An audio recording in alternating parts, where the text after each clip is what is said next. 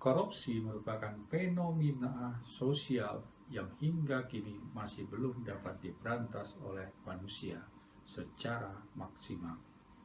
Korupsi tumbuh seiring dengan berkembangnya peradaban manusia. Di era reformasi sekarang ini, Indonesia mengalami banyak perubahan. Perubahan sistem politik, reformasi ekonomi, sampai reformasi birokrasi menjadi agenda utama di negeri ini. Yang paling sering dikumandangkan adalah masalah reformasi birokrasi yang menyangkut masalah-masalah pegawai pemerintah yang dinilai korup dan syarat dengan nepotisme. Korupsi yang dilakukan para pejabat pemerintah terus terjadi, sehingga dapat disinyalir negara mengalami kerugian hingga triliunan rupiah. Jika uang yang dikorupsi tersebut benar-benar dipakai untuk kepentingan masyarakat demi mengentaskan kemiskinan dan meningkatkan kualitas pendidikan, dana-dana sosial akan sampai ke tangan yang berhak dan tentunya kesejahteraan masyarakat akan meningkat.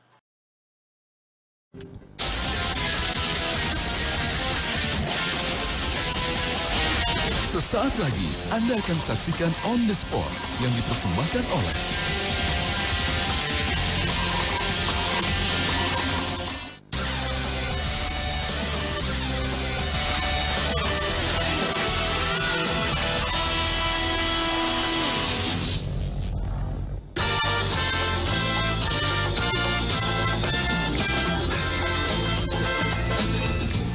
Pemirsa setia Trans 7, malam ini On The Spot hadir kembali di tengah-tengah waktu bersantai Anda. Khusus awal minggu di bulan Maret ini, On The Spot telah merangkum sederet informasi yang unik, menarik, dan juga tentang asli Indonesia yang sayang untuk dilewatkan. Di antaranya adalah 7 kasus korupsi terbesar di dunia, 7 fenomena alam langka di dunia, dan 7 orang Indonesia yang mendunia. Langsung saja kita ke informasi yang pertama.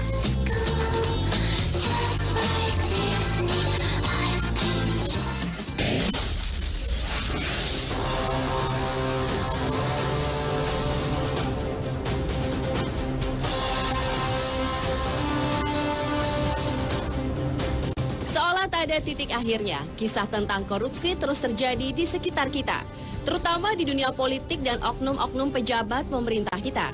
Dan kembali belakangan ini, dunia politik dan lembaga-lembaga pemerintahan Indonesia dihiasi dengan pemberitaan mengenai kasus korupsi. Kali ini kasus Wisma Atlet yang hingga saat ini pihak Komisi Pemberantasan Korupsi atau KPK telah menetapkan 4 terdakwa korupsi proyek pembangunan Wisma Atlet di Palembang senilai 180 miliar rupiah. Mereka adalah Muhammad Nazarudin, Mindo Rosalina Manulang, Wafid Muharamdam El Idris.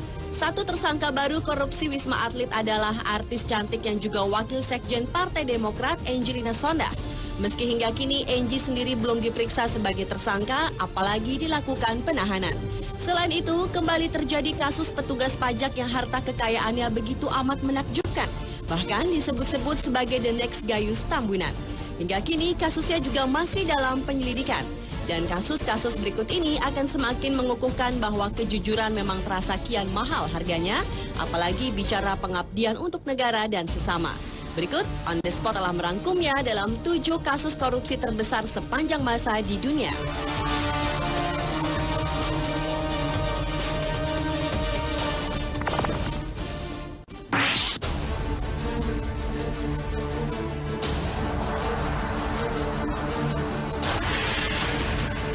Diawali dengan kasus korupsi terbesar yang pertama yang datang dari Ferdinand Marcos, seorang pengacara yang memerintah sebagai Presiden Filipina periode tahun 1965 hingga 1986.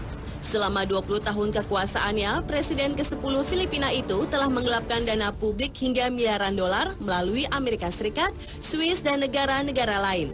Pada tahun 1986, Marcos terpilih untuk keempat kalinya dalam sebuah pemilu yang diduga dipenuhi dengan kecurangan.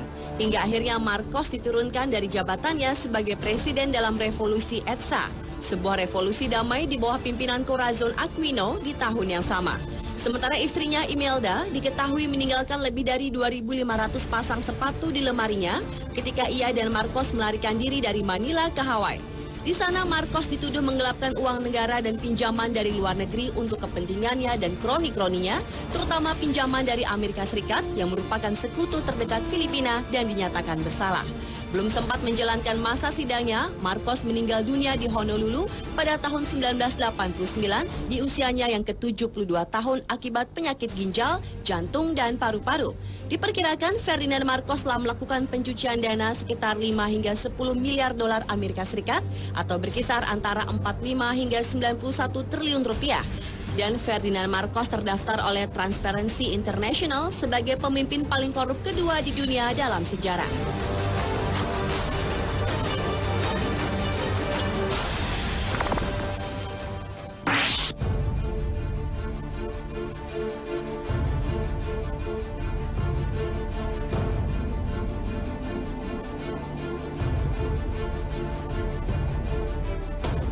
Selanjutnya adalah Slobodan Milošević, presiden ketiga Yugoslavia dan sekaligus menjadi presiden pertama Serbia ini diperkirakan melakukan korupsi senilai 1 miliar dolar Amerika atau sekitar 9 triliun rupiah.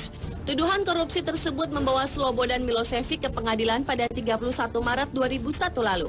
Tetapi berhubung kekurangan bukti, akhirnya Perdana Menteri Serbia Zoran Đinđić mengirim Milošević ke pengadilan The Hague di Belanda. Masih teringat di dalam benak yakni mengenai kejahatan pemusnahan ras di Bosnia selama kepemimpinannya. 5 tahun pengadilan dan belum sempat selesai, akhirnya Milošević menghembuskan nafas terakhir di dalam selnya pada tanggal 11 Maret tahun 2006. Milošević meninggal di usianya menginjak ke-65 tahun akibat serangan jantung. Sebelumnya Milošević telah mengalami kelainan jantung dan hipertensi. Pihak The Hague, pengadilan di Belanda, menolak tuduhan pembiaran yang mengakibatkan meninggalnya Milošević. Menurut pihak pengadilan, Milošević tidak pernah mau menerima obat atau perawatan medis dari pihak The Hague.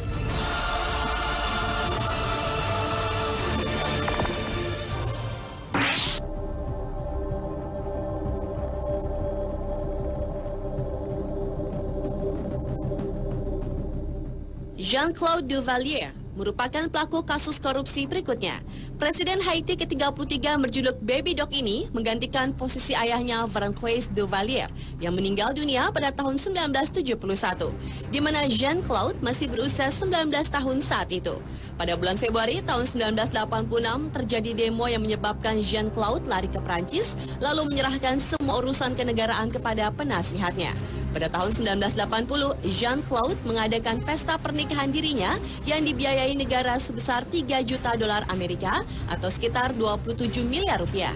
Sementara saat itu rakyat Haiti banyak yang masih berada di bawah garis kemiskinan. Selain itu, Jean-Claude pun dituduh telah melakukan perdagangan narkoba dan penjualan organ tubuh warganya yang telah mati. Pada tanggal 16 Januari tahun lalu, Jean-Claude datang ke Haiti dengan alasan ingin membantu kemelut pemilu di Haiti. Namun, keesokan harinya ia pun ditangkap oleh polisi Haiti di hotel tempat yang menginap. Dan pada tanggal 18 Januari tahun lalu, Jean-Claude dibebaskan dengan catatan wajib hadir setiap saat bila pengadilan membutuhkannya. Diperkirakan nilai korupsi dari presiden muda ini adalah sekitar 800 juta dolar Amerika atau sekitar 7,2 triliun rupiah.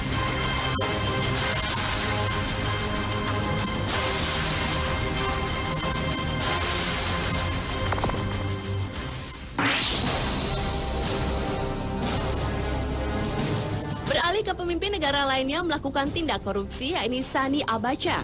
Menurut Transparansi Internasional, pemimpin militer Nigeria periode tahun 1993 hingga tahun 1998 itu telah merampok uang pemerintah senilai 5 miliar dolar Amerika atau sekitar 45 triliun rupiah, yang sama saja dengan 10% dari pendapatan tahunan Nigeria dari minyak dalam 5 tahun pemerintahannya. Menurut laporan berita di tahun 2002 lalu, keluarga Abacha setuju untuk mengembalikan 1,2 miliar dolar Amerika atau sekitar 10 triliun rupiah yang diambil dari Bank Sentral.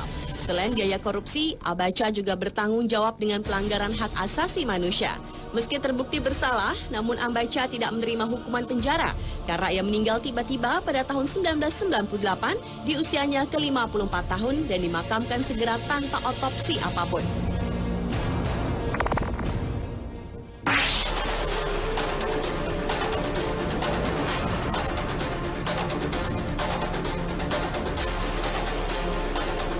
Pria paling dicari di India, Daud Ibrahim ini merupakan pimpinan dari sindikat kejahatan yang beranggotakan 5.000 orang yang beroperasi terutama di Pakistan, India, dan Uni Emirat Arab. Organisasi kejahatan tersebut bertanggung jawab atas kasus penyelundupan, narkotika, hingga pembunuhan. Buronan ini dinyatakan telah berhasil mencuci miliaran dolar melalui jaringan terselubung. Ibrahim pun juga diduga menjadi penyelenggara dan menyumbang dana untuk pemboman Mumbai di tahun 1993 dan sejumlah besar mencuci uang atas nama Osama bin Laden. Pada tahun 2003, Amerika Serikat menyatakan Daud Ibrahim adalah seorang teroris global dengan kekayaannya diperkirakan sekitar 5 miliar dolar Amerika atau sekitar 45 triliun rupiah. Meski dunia internasional mengakui kejahatan Ibrahim, namun ia tetap bebas dan keberadaannya tidak diketahui meskipun saat ini dirinya tinggal di Pakistan.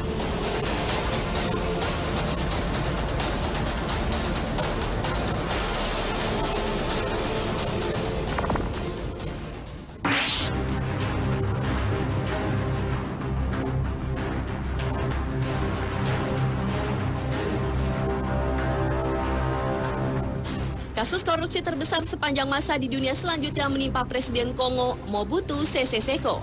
Selama menjabat sebagai orang nomor 1 di Kongo dari tahun 1965 hingga tahun 1997, Mobutu dikenal secara teratur menyewa pesawat Concorde dari Air France untuk penggunaan pribadi, termasuk perjalanan belanja ke Paris untuk diri sendiri beserta keluarganya. Selain itu pula, menurut laporan terbaru, Mobutu banyak menjarah uang bantuan yang diterima dari Bank Dunia untuk pengembangan Kongo sekitar 12 miliar rupiah dalam 32 tahun ia berkuasa. Namun belum merasakan hidup di penjara, akhirnya Mobutu meninggal dalam pengasingan di Maroko di tahun 1997 saat usianya ke-67 tahun. Dan Mobutu Sese Seko adalah orang nomor 3 sebagai pemimpin negara yang paling korup dalam 2 dekade terakhir dengan menggelapkan dana sekitar 5 miliar rupiah atau sekitar 45 triliun rupiah dan sebagian besar tidak dikembalikan.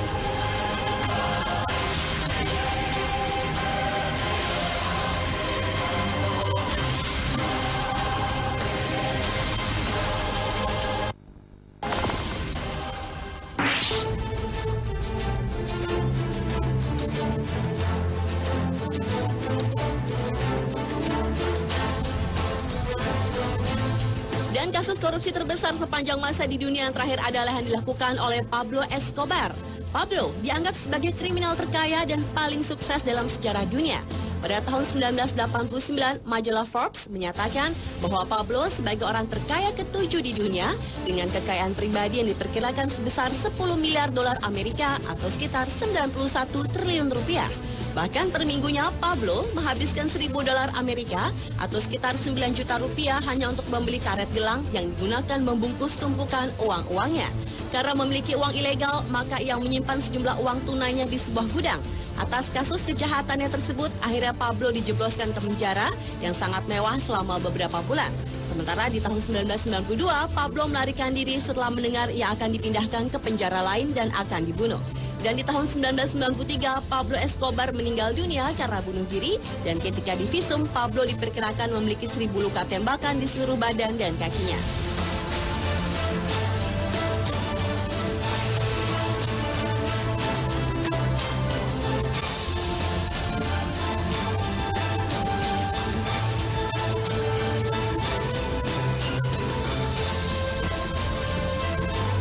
Pemirsa, itulah 7 kasus korupsi terbesar sepanjang masa di dunia versi On The Spot.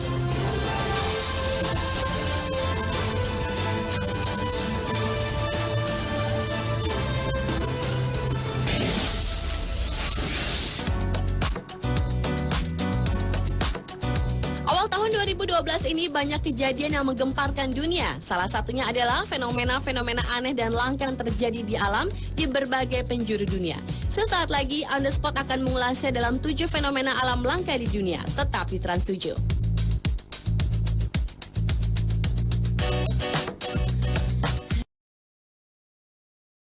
Pengertian korupsi menurut Baharudin Lopa yang menyangkut masalah penyuapan yang berhubungan dengan manipulasi di bidang ekonomi dan yang menyangkut bidang kepentingan umum. Menurut Komisi Pemberantasan Korupsi, ada 7 macam bentuk korupsi, yaitu kerugian uang negara, yaitu secara melawan hukum, melakukan perbuatan memperkaya diri sendiri atau orang lain atau korporasi.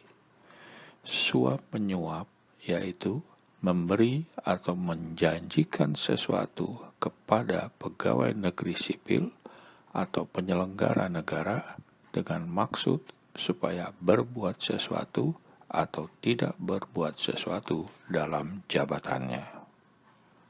Bentuk korupsi lainnya adalah penggelapan dalam jabatan, yaitu pegawai negeri sipil yang ditugaskan menjalankan suatu jabatan umum secara terus-menerus menggelapkan, memalsukan, merusak, menghilangkan hal-hal yang berhubungan dengan jabatannya. Bentuk-bentuk korupsi lainnya yaitu pemerasan, perbuatan curang, benturan kepentingan dalam pengadaan, dan gratifikasi, yaitu pemberian sesuatu yang berhubungan dengan jabatannya. Secara umum, faktor penyebab korupsi terdiri dari 2 faktor, yaitu faktor internal dan faktor eksternal. Faktor internal terdiri dari 2 aspek, yaitu aspek perilaku individu dan aspek sosial. Faktor eksternal terdiri 4, yaitu sikap masyarakat terhadap korupsi, aspek ekonomi, aspek politik, dan aspek organisasi. Faktor internal terdiri dari aspek perilaku individu, yaitu sifat tamak, moral yang kurang kuat, serta gaya hidup yang konsumtif. Untuk aspek sosial, faktor lingkungan keluarga dapat menjadi pendorong seseorang untuk berperilaku koruptif. Faktor eksternal terdiri dari aspek sikap masyarakat terhadap korupsi. Contoh, nilai-nilai budaya masyarakat yang mendukung terjadinya korupsi.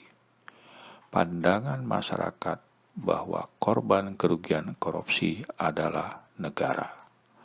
Masyarakat kurang menyadari bila dirinya terlibat dalam perilaku korupsi. Masyarakat kurang menyadari bahwa korupsi dapat dicegah dan diberantas apabila masyarakat ikut andil dalam pemberantasan korupsi. Faktor eksternal lainnya dari penyebab korupsi adalah aspek ekonomi, contohnya adalah desakan masalah ekonomi. Aspek politis, contohnya politik uang dalam pemilu. Aspek lain dari faktor eksternal adalah organisasi. Contohnya, kurang adanya sikap keteladanan pemimpin, tidak adanya budaya organisasi yang baik, kurang memadainya sistem akuntabilitas, kelemahan sistem pengendalian manajemen, serta lemahnya pengawasan.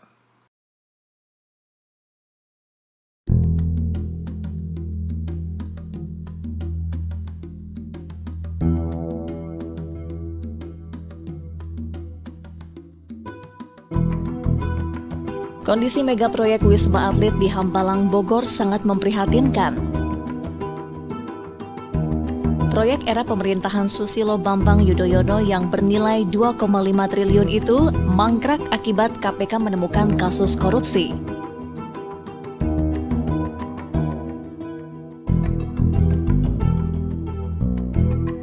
Semak belukar dan ilalang menjulang tinggi tumbuh hampir di setiap sudut gedung yang belum jadi. Tak salah, sejumlah netizen menyindir Hambalang seperti rumah hantu terbesar di Indonesia.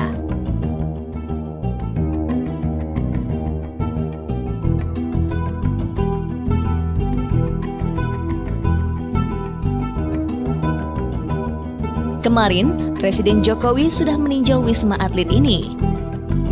Dia geleng-geleng melihat mirisnya kondisi Hambalang.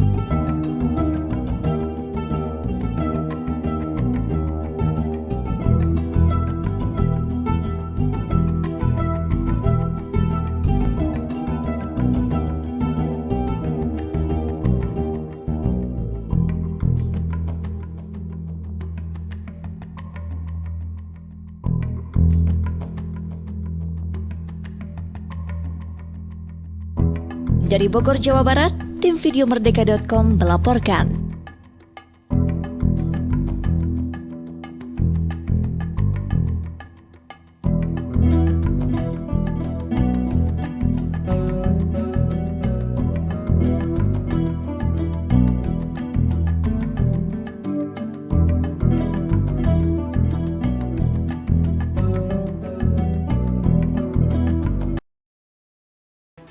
Kita ke kasus suap pengurusan izin proyek Meikarta. Kepala Bidang Tata Ruang Dinas PUPR Kabupaten Bekasi, Neneng Rahmi, menyerahkan diri setelah diumumkan sebagai tersangka kasus dugaan suap perizinan proyek Meikarta. Menurut Kabiro Humas KPK, Febri Diansyah kepada Detikkom, Neneng menyerahkan diri dan mendatangi KPK sekitar pukul 4 dini hari tadi. Neneng Rahmi langsung diperiksa penyidik KPK. Dalam kasus dugaan suap perizinan proyek Meikarta, KPK telah menetapkan 9 orang sebagai tersangka. Para tersangka ini berasal dari pihak pengembang proyek Meikarta dan jajaran Pemkab Bekasi. Komisi Pemberantasan Korupsi resmi menetapkan Bupati Bekasi Neneng Hasanah Yassin sebagai tersangka kasus dugaan suap perizinan proyek pembangunan Meikarta di Kabupaten Bekasi. Neneng ditetapkan sebagai tersangka bersama 8 orang lainnya. Neneng tiba di kantor KPK pada Senin malam sekitar pukul 23.30 waktu Indonesia Barat untuk menjalani pemeriksaan. KPK juga tengah menetapkan Direktur Operasional Lipo Group Billy Sindoro sebagai tersangka pemberi suap. Hingga saat ini KPK telah menangkap 10 orang dari operasi tangkap tangan yang dilakukan di Jakarta dan Surabaya. Neneng diduga dijanjikan menerima uang sebesar 13 miliar rupiah oleh pengembang Lipo Group. Namun pemberian suap baru terrealisasi sebesar 7 miliar rupiah yang diberikan melalui sejumlah pejabat pemerintah Kabupaten Bekasi. KPK telah menyita sejumlah barang bukti berupa uang sebesar 90.000 dolar Singapura, uang sebesar 513 juta rupiah, serta 2 unit mobil. Kemudian berturut-turut hingga pukul 3 dini hari pagi tadi, mengamankan 6 orang lainnya di kediaman masing-masing di Bekasi, yaitu SMN, DT, AB, D, K, dan S. Setelah itu semuanya langsung dibawa di gedung KPK dan menjalani pemeriksaan. Dari lokasi tim mengamankan uang berupa 90.000 dolar Singapura, uang dalam pecahan 100.000 berjumlah total 513 juta rupiah. Tim juga mengamankan 2 unit mobil. Konstruksi perkaranya diduga Bupati Bekasi dan kawan-kawan menerima hadiah atau janji dari pengusaha terkait pengurusan perizinan proyek pembangunan Meikarta di Kabupaten Bekasi. Diduga pemberian terkait dengan izin-izin yang sedang diurus oleh pemilik proyek seluas 774 hektar. Pemberian dalam perkara ini diduga sebagai bagian dari komitmen fee fase proyek pertama dan bukan pemberian yang pertama dari total komitmen 13 miliar. KPK menetapkan Bupati Bekasi Neneng Hasanah Yassin terlibat dalam kasus suap perizinan proyek pembangunan OTT Meikarta. Selain Neneng, sebelumnya KPK telah menangkap 6 orang pejabat Pemkab Bekasi dan sejumlah orang dari Lipo Group. Dan berikut ini adalah orang-orang yang telah ditetapkan sebagai tersangka yang kami lansir dari laman detik.com. Petugas KPK menangkap 4 pelaku pemberi suap proyek izin Meikarta, yaitu Billy Sindoro, Direktur Operasional Lipo Group, Taryadi, Konsultan Lipo Group, Fitra Jaya Purnama sebagai konsultan Lipo Group, dan Henry Jasman sebagai pegawai Lipo Group.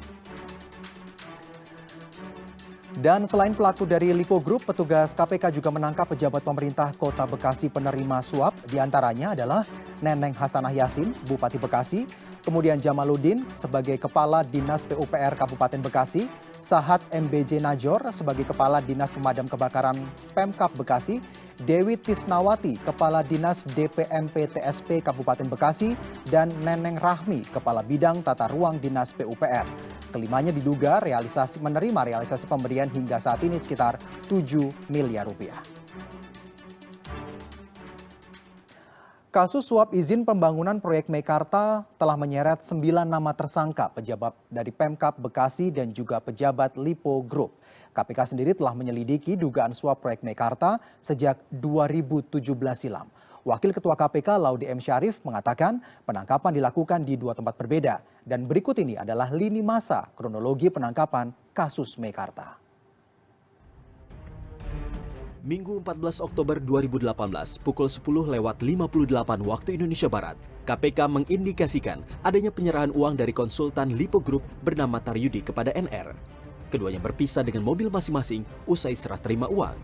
Pukul 11.05, petugas KPK menangkap Taryudi di perumahan klaster Bahama, Cikarang usai penyerahan uang. Tim KPK menemukan 90.000 dolar Singapura dan 23 juta rupiah di dalam mobil Taryudi. Di waktu yang hampir bersamaan, tim KPK juga menangkap konsultan Lipo Group bernama Fitra Jaya Purnama di Surabaya. Fitra langsung diterbangkan usai ditangkap untuk proses pemeriksaan. Pukul 13, KPK menangkap Kepala Dinas PUPR Pemerintah Kabupaten Bekasi Jamaluddin di sebuah gedung pertemuan di Bekasi. Pukul 15.49, tim KPK menangkap pegawai Lipo Group Henry Jasman di Bekasi. Senin 15 Oktober 2018 hingga pukul 3 dini hari, tim KPK menangkap 6 orang pejabat pemerintah Kabupaten Bekasi lainnya di kediaman masing-masing di daerah Bekasi. Mereka adalah Kepala Dinas Pemadam Kebakaran Pemkab Bekasi, Sahat MBJ Nahor, Kepala Dinas Penanaman Modal dan Pelayanan Perizinan Terpadu Kabupaten Bekasi, Dewi Tisnawati, Kepala Bidang Dinas Pemadam Kebakaran Kabupaten Bekasi, Asep Bukhori, mantan Kepala Dinas Lingkungan Hidup Kabupaten Bekasi, Daryanto, staf DPM TSP Kasimin, dan Kepala Bidang Penertiban dan Bangunan Dinas DPM TSP Sukmawati. Bupati Neneng Hasanah Yassin adalah pejabat terakhir yang diciduk KPK. Sementara Kepala Bidang Tata Ruang Dinas PUPR Kabupaten Bekasi, Neneng Rahmi, menyerahkan diri Selasa pagi.